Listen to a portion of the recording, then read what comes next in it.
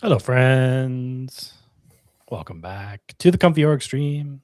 I'm Purz. We have Julian with us today. We have Miguel here with us today, and we will be joined with more people from the Krea team. And today we're going to dive into the Krea 2 raw and turbo and all the open source variants of this brand new model that everyone's freaking out about. Welcome, Miguel. How you doing, buddy? I'm doing great. Thanks for having us today. And yeah, we're super excited to dig into the Krea model, what we have planned for the community, and yeah, just like any questions that you have today. Thanks for Yeah, having us right on. on. Yeah, of course. Yeah. I've been playing with the model a lot. I know, Julian, you've been seeing all Mhm. the generations yourself. What do you think of it so far? This model to me is like one of those models which makes you feel like, oh, this is artistic, like you make art, and yeah, it's really good. It's Yeah. one of my go-tos lately for sure. The miss ratio is very low. It's like uh some models you gotta really spend some time trying to massage a good result out of, but I'm really into all the results I've been getting recently with this Mhm. model. Yeah, here's Vic Hello. too. The Welcome, goat. Victor. Hey guys, sorry, I was on the Google Meets for some reason. I didn't see No you. worries. Welcome. Thank you, thank you. Nice Well, visuals you have on the background. yeah, I've just been playing back a bunch of generations that we made with the model, and I'm just going to keep them running in the background, and we can talk about them and see what the people are saying. But welcome to the stream. Nice to meet you. Would you like to introduce yourself and let people know what's going on with the model release and all that stuff? I know you guys did a Reddit AMA today. Pretty cool. Sure, yeah, I'm Victor. I'm co-founder and CEO at Krea. Um, yeah, been like messing around with AI since like probably 2017. Started Krea in 2022 with the goal of making creative tools on top of AI, and I think that this new model is what like it's been like I feel like a very special moment for us at Krea, because at the end of I feel like for the last 1 year or a year and a half there has not really been a lot of possibilities to actually hack around these models and to build on top of them. I mean, and the situation got to a point where we had to build our own, right? So I think that this was like us being able to create this model was of course a huge internal achievement, but us making it open source now, it has also I feel like it has been more of a personal achievement, because the what this model brings to the table is what we always wanted to exist in the open source community, which was like especially like the one that I really wanted to exist is a raw checkpoint, like a model that is at mid training stage that you can fine tune and you can run post training on, because at the end of the day, like I think that many researchers in universities all around the world are going in the right direction with certain post training techniques that they are developing. They just don't have the right models where to test them in, and I hope that something like Krea Raw can help this like segment in academia. And of course, like Krea 2 Turbo, that's more like the common open source, like high quality model, fast, it can run on consumer hardware, Yeah. distill but not excessively. I think it's FP816. So it's meant for running inference and for all the people who want to make custom workflows with platforms like Comfy. Right on. Yeah, and the community will probably also start squishing it down and getting Oh the yeah, they already did. quantification. Yeah, already did. Yeah, They already did. it doesn't take long. I'm so impressed. I'm so impressed by how much stuff the community has done in just a few hours since it has been out. Well, yeah, I mean, that's actually the first thing I wanted to talk about was, going from mostly closed stuff to open. Like, where do you see the value in? Like, I mean, it's sort of an open question in what the community can bring to it once you start opening up the model and giving them access to the raw version of the training. Like, is that more helpful as a company to let that out and let the community do it, or is it better to sort of train internally and then provide sort of more controlled models? Like, I'd like to see your take on it. I know you're early on in the open game, but yeah, I'm super curious how you see that. Yeah, the Welcome. ComfyAnonymous. ComfyAnonymous is here too. I mean, the way how I see open, like from the highest level, I think that most of the value that AI has brought to the table has been more because of the AI than because of the product. So I think that in the same, and especially now that we have like AI agents that can code for us, I think that the biggest place where you can bring value as a company, it's through building new AI capabilities. And I think that you can only create new AI capabilities if you have access to an AI model. There was a time in 2023, 2024, where the delta between closed source and open source was not as big. Like there was a time where like LoRa trainings from Flux were very close to whatever you could get from closed domain. I think that it was only after the release of the first GPT image and then Nano Banana. Like I think that when editing models became a thing, like when editing models actually worked, that was a place where the open source community just like went like a little, like the delta between closed source and open source became bigger and bigger. From our side, from a company, again, like we had to build this model if we wanted to continue being relevant. We are not the kind of company that is happy being an API wrapper, because what I said before is what I truly believe. If you want to bring value, you need to build AI capabilities. So we created this model, and now we are creating value for our users and our enterprise customers through this model.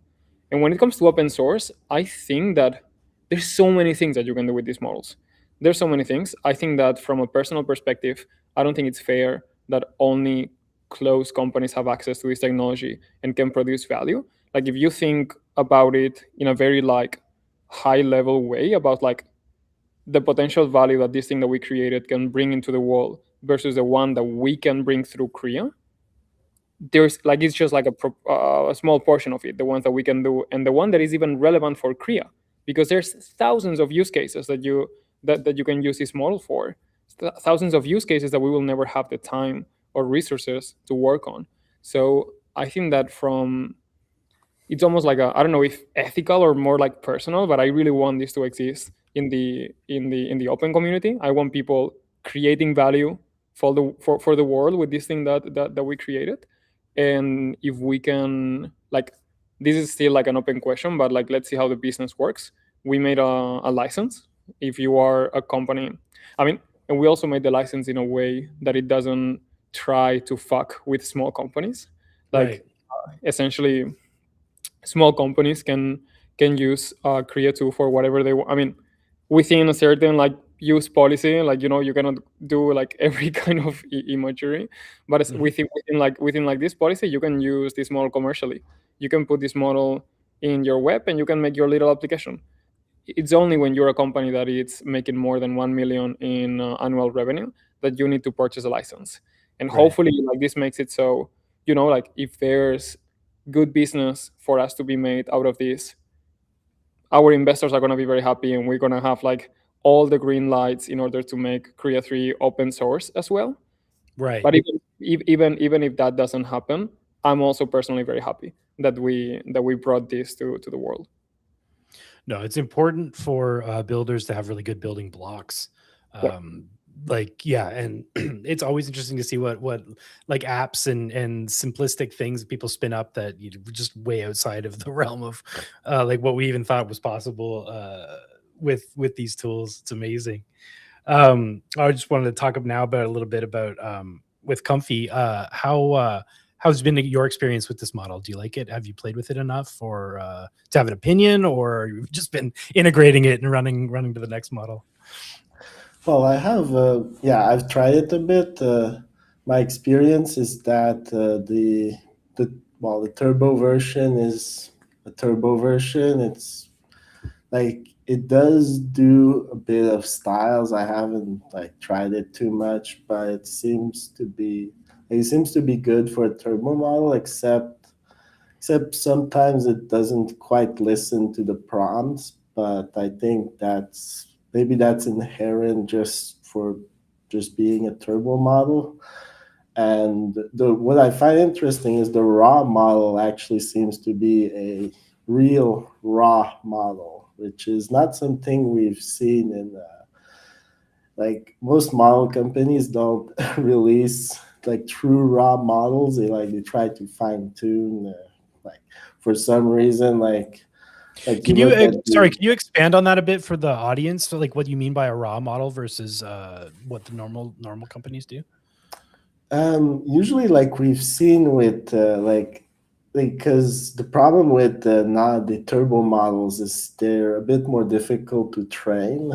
Like have to do because yeah, and then we've seen some companies release some like non-distilled version of the models, like non-turbo versions, but they're always very aesthetic, very like they obviously tune them to make very nice images, but the problem with that is it's like I understand why they do that because they want like a good reception, but I think this is one of the first models I've seen where some company actually released a raw model which wasn't aesthetically fine-tuned and actually gives like a lot of variation. And if you prompt it, sometimes you get nice images, sometimes you get very crappy images, but that's normal for a like something that hasn't been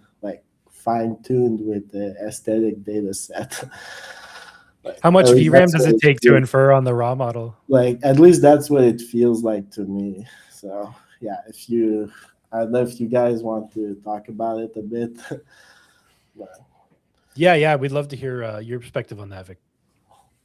Yeah, I mean, I think that you describe it in a good way. No, it's not a model that is going to give you good images. I think that the right way of thinking about it is the floor it's lower, but the ceiling is way higher. Like it's a model that it has not been. It is like it's a model without an opinion, if that makes sense. Like it's like I mean, as you guys know, there's like 3 or 4 main stages when you train a model. There's the pre-training that you normally do it at low resolution and with billion scale data sets. That makes it so the model understands about the world. It understands to turn text into images that look a little bit like the text. Then there's the mid-training stage that tends to be in a little bit higher resolution, but it's still with very large data sets that they include like all the variety that exists in the world. And then after that, there's the SFT stage, like supervised fine-tuning, where you already start curating the data.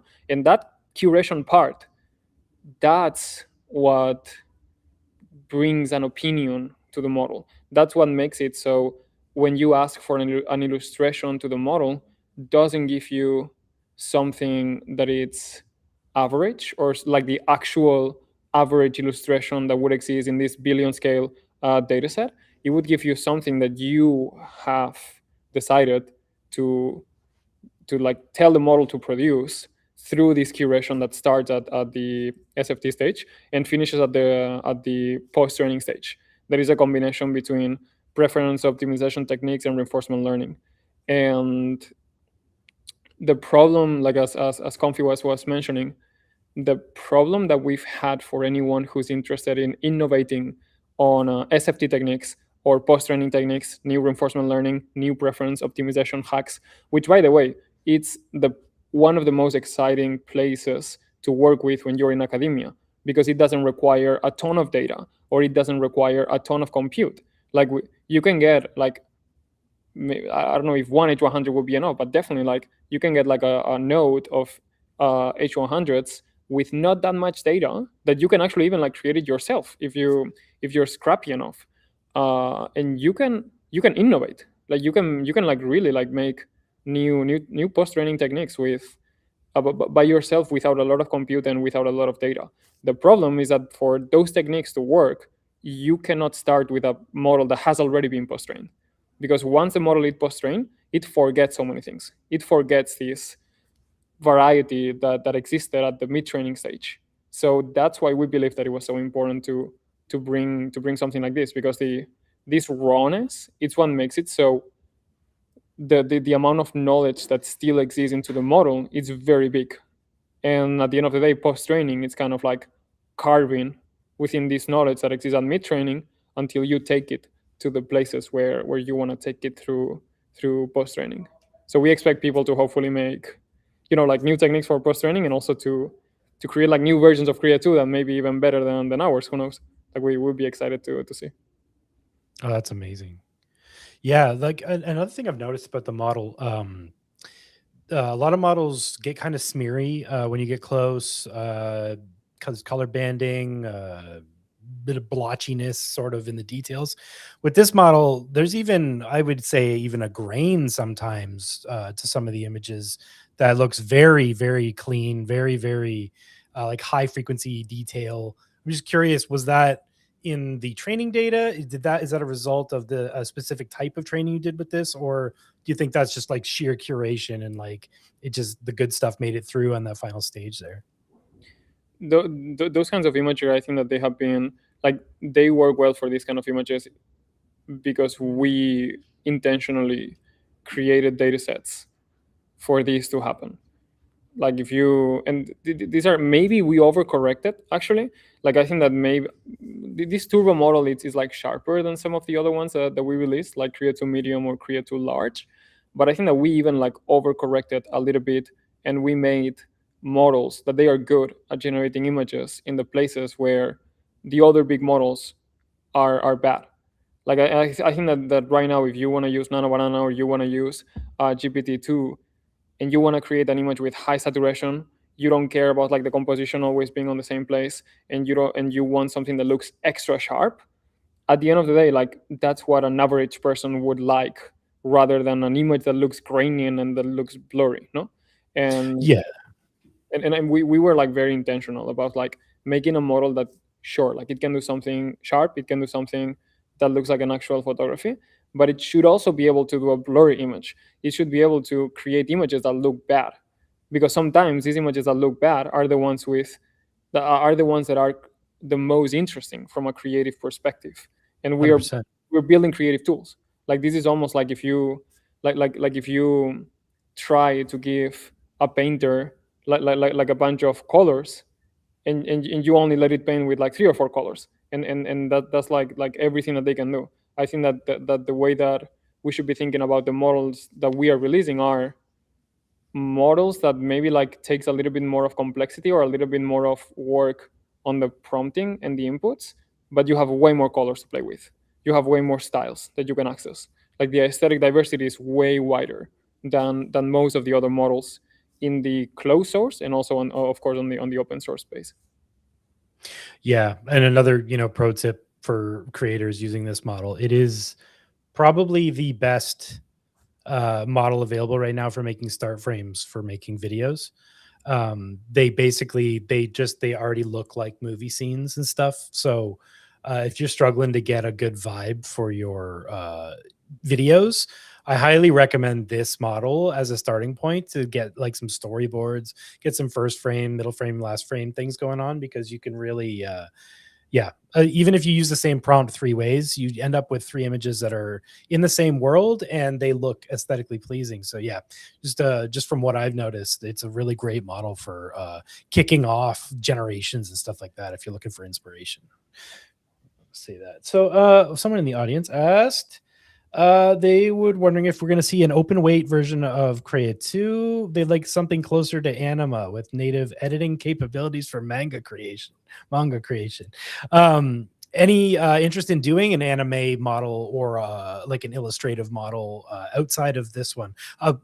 Before I say that, I want to say that this model kills illustrative style. Like it's great at it already. So I don't know if the divergence is necessary, but people do enjoy having separate versions. So yeah, wondering if you had plans to sort of diverge into different like types of base models. Yeah. So the first thing that I was about to say is that the model is already quite good at illustration and anime. It's better than what we expected. Like you should give it a shot. Again, like it's a model that requires a little bit more of input. It may require a little bit more of specification. That's why we added a prompt enhancer as a default. the prompt enhancer that we added as a default is very basic. I would encourage you guys to create your own system prompts made for anime, maybe, or like to create like, like I think that the prompt is quite important for you to get good results. But this is, in my opinion, the best open source model at creating illustrations and anime. But at the same time, I made a deal with our lead researcher at Krea. Like I made a deal, I made a handshake agreement with Sangu, where I promised him that I will let him train an anime version model of Krea 2. So I don't know how happy he is with the current results and if he actually wants to do it, but if he wants to do it and the community wants us to do it, which by the way, like, since I didn't know that people could make questions, but I'm extremely interested on hearing what you guys want. Like at the end of the day, there's like, like we release a raw model, we release a turbo model, but there's many different things that we could release. We're also thinking about adding an even more distilled model, maybe like a 5P version. We also have it internally. We could put it out. There's many. We don't want this to be like a one-shot release and that's it. Like we can continually, like maybe every few weeks or every like few months, we can add things into the open source community. So tell us what you would be excited about. But yeah, like contractually, like our researchers have the like a handshake agreement that lets them create an anime model. I would be extremely excited about making it. I'll talk with them to see if it's necessary, because the current model is already quite good at it. Looks like we have a ton of questions kind of trickling in now. I know. Yeah. Yeah. With open weights being made available, to what extent can you share how to train the base variant of the release? Yeah, if you got scripts, do you want to use your site? As Ostrus got stuff going on? Have you seen what's going on with the training community? Or yeah, what's the 411 on the training community? I mean, we've been close to Ostris and Koya over the past few days, sharing the tips that we had for training. The core idea behind this release is that you should theoretically train on raw and maybe like either like completely fine-tune it or like train a LoRa from the beginning. If you completely fine-tune it, later on extract a LoRa. That is something very easy to do. And then apply that LoRa to the turbo model. That's how right now you should be able to get the best results. We shared all these tips with Koya, Ostris, and some other fine-tuners. So this should be, I don't know if it's already live on their repos or not. Yeah, Ostris's AI toolkit, LoRa training is supported right now. Koya should be working on that, should have the PR out for that pretty soon. And yeah, to Victor's point, we can definitely work on maybe like a blog. That was something that the Reddit community has been asking us for, is like a best tips and tricks for when training a LoRa. Maybe that's something we could do for the audience here. Yeah. Yep. Right on. I had another question for Comfy. Did you run into anything strange when you were integrating this model, or was it pretty straightforward? Were you surprised by anything, or was it sort of pretty easy to get into Comfy? Oh, this is a pretty straightforward model. Like it's nothing.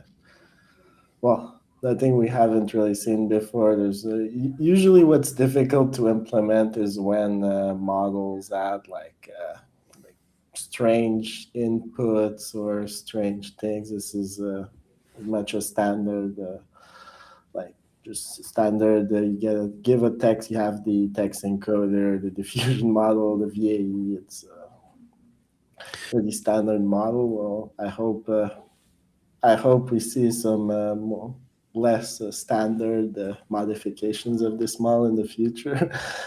Yeah. Speaking of that, someone just asked, since Ideogram did the bbox JSON prompting, did you have plans to do any kind of control layer like that, or maybe like a IC LoRa type control situation on the way in to expand the capabilities of this model? Yeah, so we are working on an editing version of Krea 2 in general. That's and at the end of the day, like the way how you train these editing models can include things like bounding boxes. I think that we are like last week we started experimenting with it, and it's something that could be integrated. I need to check in with the research team to see if it's something that we want to do for K2 or if we want to add bounding boxes for K3 right away. Cool. But yeah, for now, I don't think that we're gonna do something as complex as what Ref did. That Ref Mhm. had like this Quen model specialized on generating bounding boxes, and then the whole generation was based on that bounding box primitive. Our primitive is not as much as composition; it's more style, and Right. and like internally we have like all of these style transfer systems that allowed us to very well disentangle style from content. The result on the models that we made available are that they have like a very wide aesthetic range. But we are experimenting with things like bounding boxes and some other sorts of conditioning that resemble also control nets. I think that nowadays you don't really need control nets or these kind of techniques because editing models are just so good at it. Like I think that the way that I would go about it is to fine tune an editing model on control net type data. Like if you want to like what it used to be an edge control net or a depth map control net, I feel like right now you can just like teach it to an editing model and you can just like fine tune it with this kind of data and it should learn. That is sort of becoming the way now of just getting that modality into the guts of the actual model and sort of bypassing the control layer by teaching it how to do everything. We're seeing that with LTX 2.3 a lot with the ability to train control LoRa's. We're seeing all these new fun modalities that people are coming up with because they're able to sort of do training pairs. So is that something we could consider maybe like a pair training thing where you could say input output results sort of Yeah. then train a LoRa that's like I don't know what you call it, but when you have an example of input and output. Yeah, it's like also very similar to the how is it called, like the LoRa sliders. Right. Yeah. That used to work like that too. And with editing is like kind of like a requirement because you need to have a prompt and image as an input Yes. and Yeah. another image as an output. So that pair is like some not optional. And in our case, Oh, so like, then in the editing model, tuning the editing model would involve that. Yeah, that makes sense. yeah, exactly. And in our case, like we're working on the editing model, and there's going to be an open source version of this editing model. But this is something that we are still like even like developing first, and after it's developed, we're going to work on some safety mechanisms that are required for us to make any model open source, or I guess we don't want to end up in jail. But you guys can expect like some open source editing models coming out of Krea hopefully in the next few months, Oh, amazing. and hopefully a raw version too. Like I feel like a raw editing version that would be quite exciting. Deaver Plays asked, was the release as magnetic as intended? What did you learn from the community reaction? Wait, why magnetic I'm pretty sure it's a pun. about the magnet link, no? Yes. Oh man, that was kind of funny. I mean, I think that at the end of the day, it was a success because we didn't do anything like bad. Like it was kind of like to a point, it was kind of like a meme, like having everybody thinking that we got hacked. And honestly, like the name that we chose for it, it was not like it was like maybe like 1 hour before releasing that I typed on Google like the term of like watering hole, and I saw that it has like the nature thing, no? It's like the place where all the animals go to drink water. But then I also saw that it was like a cybersecurity attack, and I was like, oh fuck. But at that point, like, my internet was so slow, and I was like, it took me like 2 hours or 3 to like do the whole process to feed the torrent, that I was like, oh fuck it, like let's just like get it out. So we got it out, and some people started freaking out, like, hey, don't download this, like this is a virus, whatever. And they started like sharing like what a watering whole attack was. And people were like freaking out. And on top of that, I didn't know that .zip was a domain type that you could purchase. Like you can have websites that they are like whatever .zip. And someone bought the watering hole .zip, and since Twitter recognized it as a link, and this person bought the domain, and they put like a random Japanese video into it. Like they link it with YouTube, and they made it so the main tweet had a preview of like a random Japanese song that people. Jeez. It Well, at looked, least it wasn't something like horrible, like malware. yeah, or I mean, I'm glad. I'm glad of that. But it made it like it made it so the meme became even like crazier when like there was this random ass video showing up in the preview. That's perfect. No, you know- it was great. Yeah, my friend mentioned it to me after he said, I think they might have used a bad name for the zip file. Yeah. I looked it up. No, we may actually double down for the next iteration. I feel like maybe Embrace it. Trojan's horse dot zip. System 32 keygen.exe. Yeah.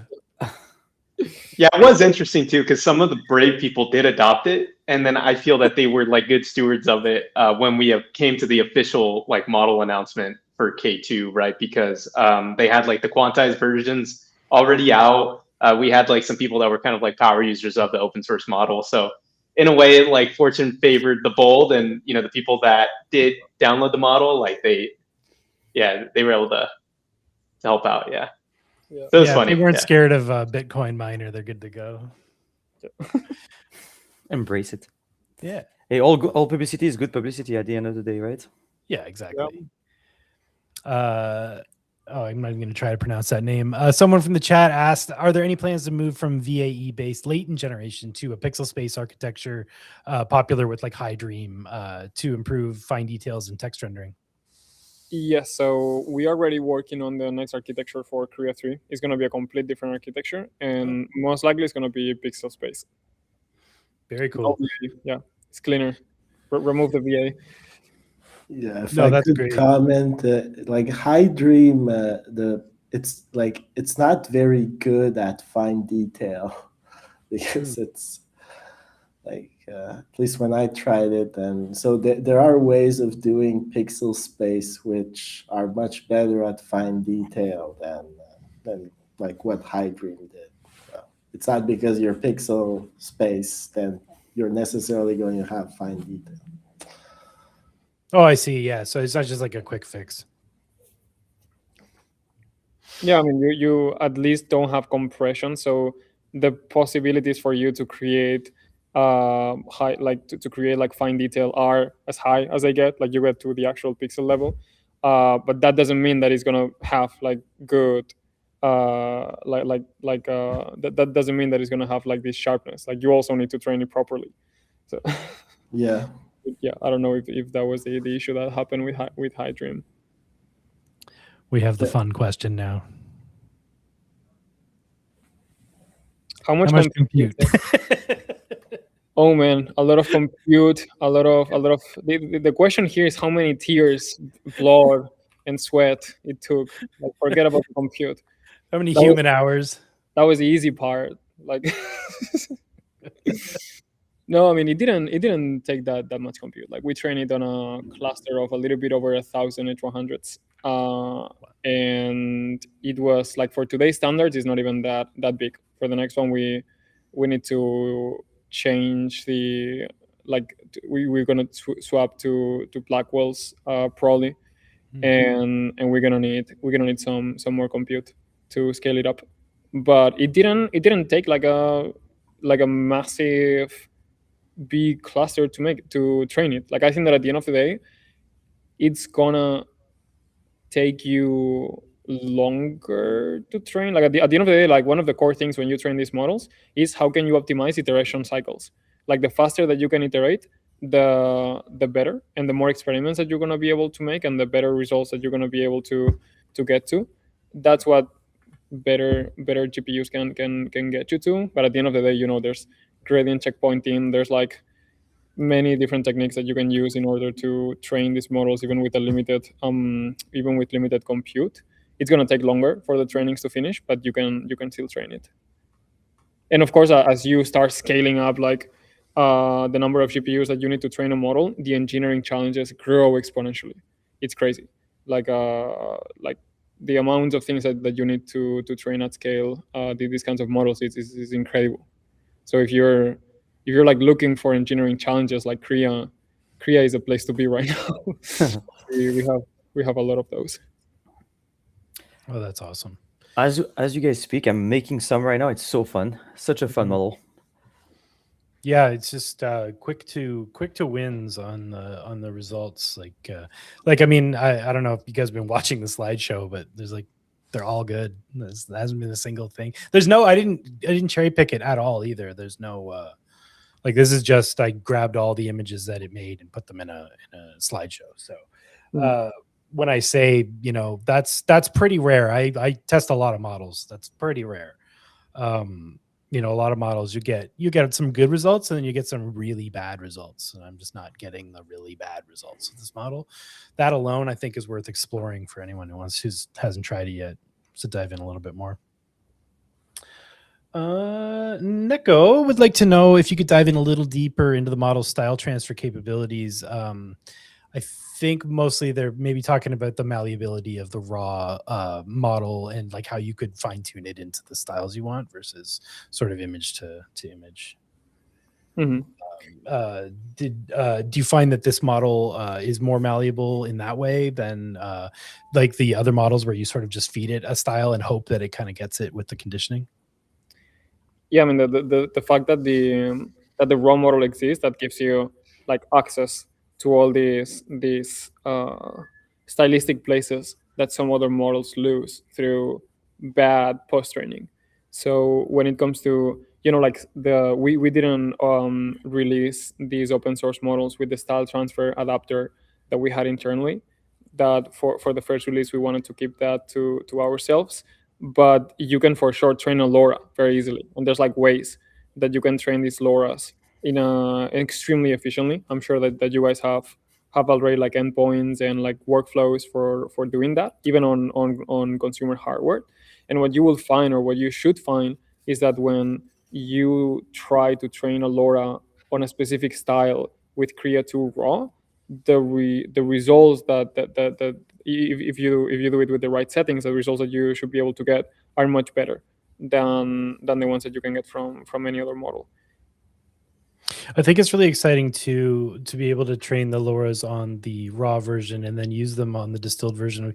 Find a lot of times you pretty much have to train on the distilled version to get the exact style you're looking for with other models. So I'm really excited to try out some of it's like one of the things I've been trying to nail for years with these models is pixels. Like, using screenshots of 15 screenshots from a specific console at the same pixel resolution and trying to get a LoRa that will actually make screenshots with this pixel, and seeing the different sizes of the pixels usually is an indicator to me that the model's it lets me know how close I can get. And I was really impressed with the image turbo, but I'm really excited now to run those same experiments on this and just see where we go with that. Because and I think that for these trainings, I think that it can be interesting to train in raw, extract a LoRa, and then apply the LoRa to the turbo. But you can also train in raw. Like if you will train, like if the model already kind of looks good in raw, you can also extract a LoRa from, or you can also try to inject the weights from the turbo into the raw. You know what I mean? Like I feel like something that I don't know if the open source community is like extensively doing, but something that is very, very important is to mix the weights that you can get from different checkpoints. And it's almost like if you were making like a little recipe where you put like 10% of this checkpoint, 20% of this other checkpoint, and then like all together, like they all bring certain things that are good. Like the reason why you want to run inference on turbo is because turbo is not just post-train on style. Turbo is also post-train on anatomy. And what you would find is that maybe you fine-tune raw and it gets your style perfectly, but it cannot, it falls short when it comes to anatomy. And it cannot do like figures that look like a real human body. And then if you apply it to turbo, if you run it with turbo, it should be able, like, of course you can also play with the LoRa strength, but the turbo should ensure that the human anatomy is properly rendered and human anatomy or like anything really. It just like ensures this consistency. It's way more reliable. But through applying this LoRa, it can still learn the style properly. So again, like this is kind of like it's almost like if you were a chef and you were like putting different ingredients. Like each LoRa or each checkpoint should be one ingredient, and you can combine multiple of them to get the best results. Yeah, that's awesome. Yeah, ComfyUI has model merging nodes. Like if there's any demand, I can make an advanced one for this model, but the simple one will work. Nice. That's can you expound on the model merging a bit, Comfy, for the people who don't totally understand what's possible there?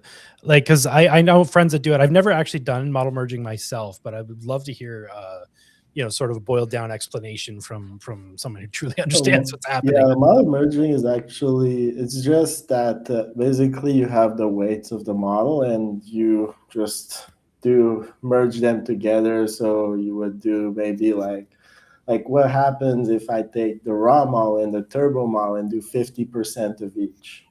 So that means it's basically an average between all the weights of both models. Then you might have something that you end up between the turbo and the raw, or you might end up with something like, I'm not sure, but it's something you'd have to try. But what you can also do is, since you have a lot of these weights, like I remember when I was at Stability AI, that's what a lot of people used to do. They basically you train different versions of the checkpoint, and then like the SD3 checkpoint was a merge of a bunch of these trained checkpoints by someone who went layer by layer and tried a bunch of stuff, and then said, oh, this seems to give the best model.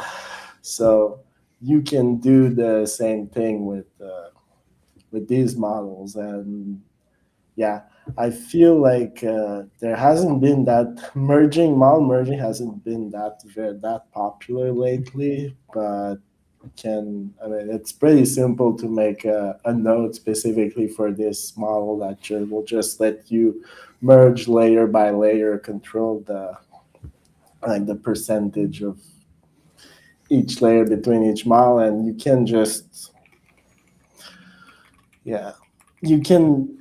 basically you can do a bunch of interesting merges, especially if you have all these different fine-tuned checkpoints, which that's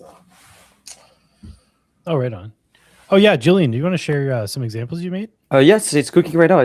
I'm blown away. It's like really good.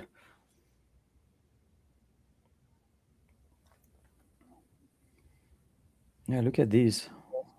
And it's very simple the way I'm doing it too. But yeah, it started here, and Nice. yeah, it's like very capable. And then I change aspect ratio, and all I do is I just merge like two images together and get a prompt out of it, and the model is very creative, very artistic, like I was saying at the beginning of the stream. It's really, I don't know, like it's hard not to call this art, really. It's really artistic in my opinion. Well, that was when I was messing around with the obliterated. Disregard that one. That one didn't cook. Midjourney man, are we gonna make you Krea man now? Oh, I know. I renamed myself a long time ago. Oh wait, you are Midjourney. I didn't know you were Midjourney man. Yeah. Dude, I'm a huge fan. Oh, thanks, Vic. Midjourney man. Now just Julien. Julien now. And actually, fun fact, Purz is the one who we had a conversation before we saw Comfy in the team, where Purz showed me the way. It's like, why don't you rename yourself to what I am now? So anyway, shout out to you, Purz. That actually brings up a great question. Why did you choose this text encoder?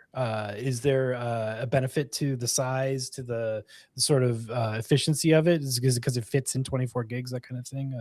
What was the inspiration for the Qwen 3 VL 4B? I will need to check with the research team exactly why. What I know from a high level is that for every component in the architecture, we did a ton of testing. Like the first 3 months of working on the model, we're just testing the different components that we wanted to put into it, like the VAE, text encoder. We tested different ones. What we knew is that we wanted a VLM, like we wanted to have the possibility of having image inputs for the stage where we wanted to turn it into an editing model. And it's actually, by the way, super nice, this little technique that you found to inject image references. We didn't even know that. Like that was like a great to see like how the open source community was already like teaching us like something that we didn't even know that it was possible with the model. It's super simple, but we just like didn't think about it. So that's awesome. I think that from a high level, like we tested many different text encoders. Of course, there's like you don't want to use like a massively big encoder for this. So I think that within the certain ranges that could fit with the model size that we were looking for this model, we tested a variety of them, and this one scored the best. But I would like maybe I would ask that on Reddit, so the research team can go there and reply properly. Yeah, that's another thing. If you guys want to follow up with these questions, I think you could post them in the Reddit AMA for more context and for more nerd heads to to discuss the questions, because yeah, a lot of these questions are pretty intense. What's the rationale for using Quen versus Flux 1 VAE? In my experience, the latter produces sharper images and better details and textures. I don't know if that's true, but that's BG2. Yeah. So we tried different ones. I think that for another checkpoint that it has not been released, it has not been released openly, we used the Flux VAE. It has good things and it has bad things. The good things is that it's sharper. Bad things is that sometimes it struggles to get to domains that are not realistic, at least in our experience. We found that the VAE from Quen, it's great, like as you guys are seeing, like doing these kinds of illustrations, it's great. Even though at the same time, like it struggles a little bit more with photorealism and high frequency details. So it's all a balance, but both are good. And for photorealism, I would 100% use the Flux VAE. Right on. Purz, it looks like there's also this question from Ramon Guthrie about ComfyNode. Do you want to pull that up? Ramon. It's a little bit further up. Wadoosh. Yes. No one seems to understand the Krea 2 model better than you. Any plans to work with the ComfyUI team on official nodes that help unlock more of the model's capabilities? Well, that's already happening, no? Like that's what we should saw from Julien. That was already like a custom node specially made for Krea 2. That's already happening. Yeah, that's the nice thing about the community. They will just start wrapping this stuff. Like we were laughing in the Slack channel yesterday because you guys dropped the magnet link, and we were like, well, we need to get this into Comfy, or else the community's gonna start wrapping it immediately. I know. It was kind of like we didn't really think about it, but yeah, like in the end, because like we also had like plans to ship with different providers, and we didn't want to create like a snowball effect of like everybody like shipping it before today. That is when we wanted to make the official announcement. Yeah.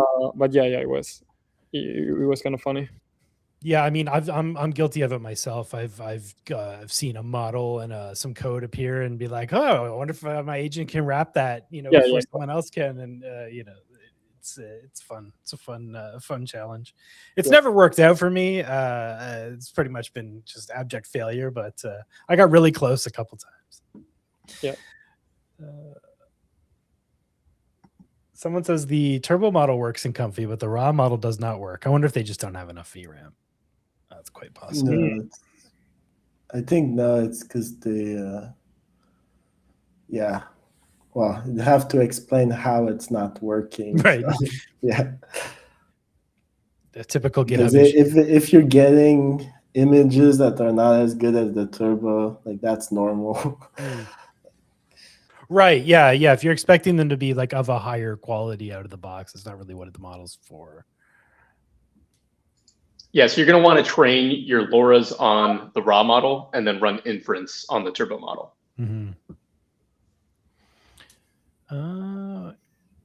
to what extent Yes. do you support automation versus Midjourney? Who doesn't? With the release of local weights, could we, for instance, serve style references from the website, say via API calls into a training pipeline? You need, like, even with Comfy, you can do that with this model.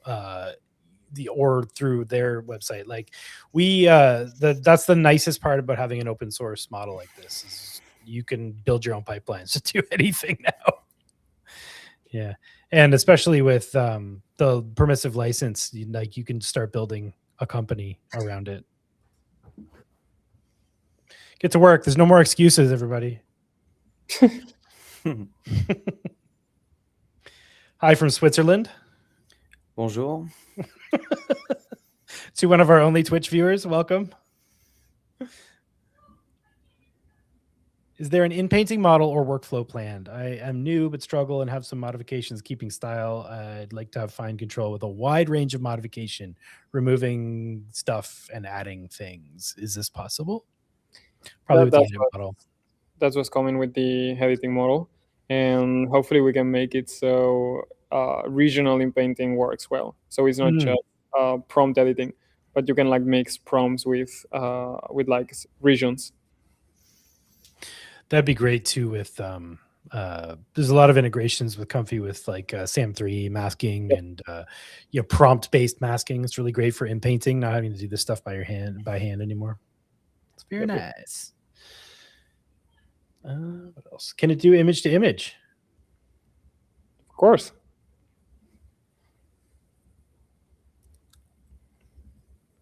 Will it have an edit model? Yes.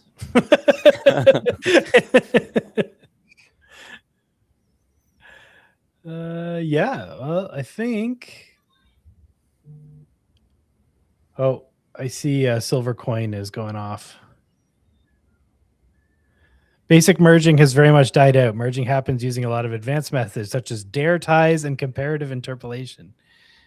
Math terms, I don't know. Yeah, and that's something important about, like, there's so many ways that you can merge checkpoints. Like you can do an average, or you can just like sum checkpoints. Sometimes you can like sum and set out like a cap to the weights. There's quite a lot of nuance on how you do this merging. What was your biggest takeaway from training this model? Like, what would you do better next time? What was like the biggest time sink you guys found beyond the curation, which is obviously incredibly important? I mean, to be fair, one of the biggest blockers that we have while training this model was our GPU provider. Like they, like up until the moment where we started training, we were doing fine tunings, we were doing adapters, we were doing like things like fine tunings on like video models, these kind of things, but we never trained to like a large scale until this. And that's where when you realize why people are paying so much money to companies like CoreWeave, or why people like end up going with some of like the top providers and they pay so much more for these GPUs, because reliability ends up becoming your bottleneck. Like if one GPU, like if you want to run a training with like 800 GPUs and one of them fails, everything may fail unless you build like systems around it for like to fail gracefully. So our biggest bottleneck for this training, and it delayed the release for well over a month, it was the problems that we had with our GPU provider. And apart from that, it was like quite surprising how well the team, like Sangu, Erwan, Le, Matthew, like they were able to do a ton of testing at small scale and find a lot of problems at small scale about what data did we want to use, what problems the data may have. We had a ton of issues with the borders. Like borders are like an issue with even like Nano Banana. Like sometimes you find borders in the images that you generate, and that's mainly coming from e-commerce e-commerce type images. So there was a lot of back and forth at small scale where we found out about these problems. And actually, like this model that we made open source may still have some issues with borders sometimes, but that was something that we were running at small scale. We were seeing the issue happen, and then we would build systems on top of it in order to figure out how to fix it. Like, how can we make a border detector that it can run extremely efficiently over billions of images to make sure that there's no borders in the data that we feed into the next generation of the model. There was a lot of like cleaning with the data. Like 60-70% of the work of training an AI model is data cleaning. That makes sense. Yeah. Friend of mine trained a video model, and he said the hardest thing was finding clips without cuts in them. Yeah. You Exactly. know, like, you know, you start training that in, and then you just get random cuts in your clips because it's trained in. Yeah. Like, yeah, I mean, the community thanks you for spending so much time curating this model, because yeah, this is exactly the kind of model we need more of. And yeah. Comfy, did you have anything else you wanted to add, or any more questions for the team before we wrap up today? Yeah, just a quick question. And in your, since I know you've trained some smaller and bigger models, like how much does the size of the model improve the output? It's like a bigger model, better model. Like that's so far what we're finding. And of course, like you need enough data. Like there's all these like there's all these like how's it called, whatever, like you need a certain amount of data in order to train a model of a specific size. So bigger models need more data, but scaling laws apply to the future models. Like the bigger the model, the better. Yeah, I believe someone else asked if Krea 2 large would even fit on a local GPU. I mean, it would fit because of our optimizations. Like, so no matter the there's no size, excuses to like. It's there's no excuses to not releasing a very large model on local, because it would actually work. It's just well, but yeah, I fully understand why you would not do that, because might not make sense for your business. Yeah. But yeah. You know, we go in step by step. Like let's see, like you guys like make sure to like any studios, any enterprise people that you talk with, show them Krea, get them the license. The more revenue that we make, the bigger the models that we're gonna be able to open source. So I feel like this can be a win-win. But yeah, we can go step by step. We are not closed on open sourcing more or open sourcing bigger. Like we are extremely receptive to hearing what folks are interested in. So far, I'm surprised because people seem to be almost more excited about the real-time version of this, or something like smaller, like 5B or 1B that can run extremely fast. We can get that done. When you mentioned the 5B, I thought about real time and just how exciting that is for the community. And we love small models. Yep. Yeah, everyone likes small models, especially when they perform as well as bigger models. Yeah, that's the key. Amazing. Well, thanks so much for joining us, and thanks for dropping the model. We're really happy to have it in Comfy on day one. Yeah, it's a great model. Yeah, congratulations on the great reception. Yeah, and I'm really stoked to see what the community does with it. You know, the LoRa training scene is really robust these days. So yeah, everybody drop your links in the Discord, drop your links everywhere. We want to see what you're making.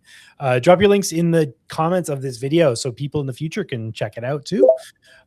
Yeah, thanks so much, everybody. And thank you, Vic. Thank you, Miguel. Thanks, Comfy. Thanks, Julian. Thanks, everybody. Yeah, thank you. Thank you, guys. Awesome to have you on. Have a good one, everybody. Take care, everybody. Peace. Bye.